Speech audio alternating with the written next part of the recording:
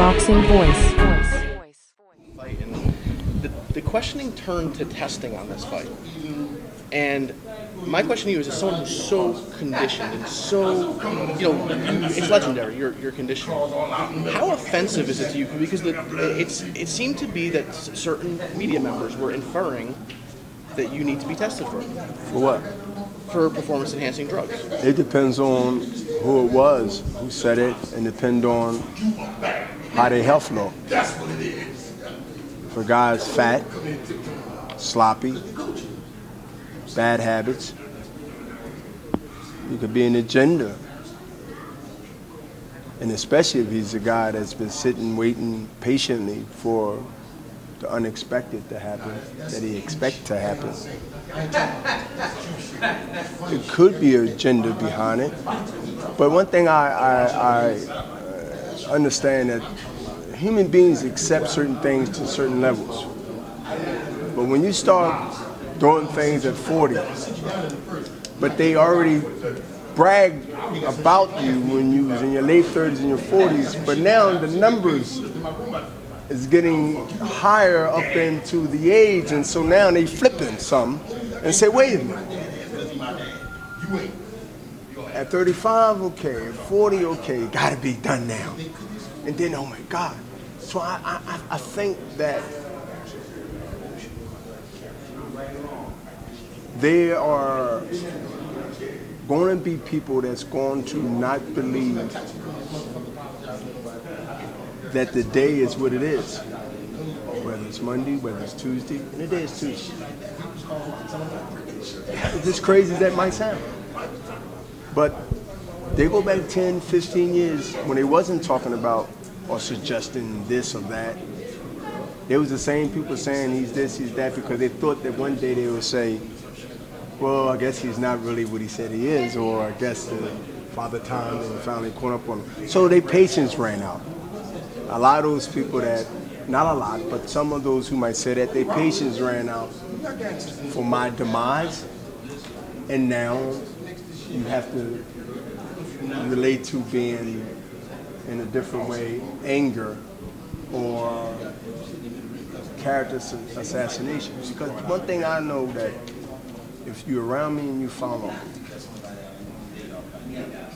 you understand my lifestyle that some just can't understand. And that's cool, because I live this. I live this. I admit that I'm in an era that's changed in a lot of ways, good and bad. I don't understand them. They don't understand me. So I continue to do what I got to do. But God knows what they might say when I get this guy and make him look amateurish and take away his weapon. And they'll say something else. But that's cool with me. It really is. It's cool with me. Because at the end of the day, I will silence them up also. Or they will become fans. And that's cool. You've donated money to Frazier's statue, and now you're doing the Frazier gym. What is it about Joe Frazier that you really about preserving his legacy? Because I believe that he came in an era. And the reason I've not only donated over $200,000 for the statue, along with Golden Boy, but also really pressing with my business people about this Thornton Glenwood Joe Frazier's Community Center. Joe Frazier came in an era where you had a guy that took all the attention and he's worthy of that attention. That is Muhammad the Great Ali. And then you had the big George Foreman, who, of course, you see what he done to Joe for 2 fights. But Joe was never really a great speaker. He didn't have the most greatest flashy style. Matter of fact, the style that he had was definitely a 10-year career if you're lucky. But obviously he got more out of it at that time, when 15 rounds is 15 rounds, and the heavyweight division was so deep, where the first 10 could have been champions easy in today's world. And this is something that I'm attached to, the underdog. I'm attached to things and people that have everything against him. He's not too tall. Joe Frazier wasn't a big puncher in either hand. He was a hard worker.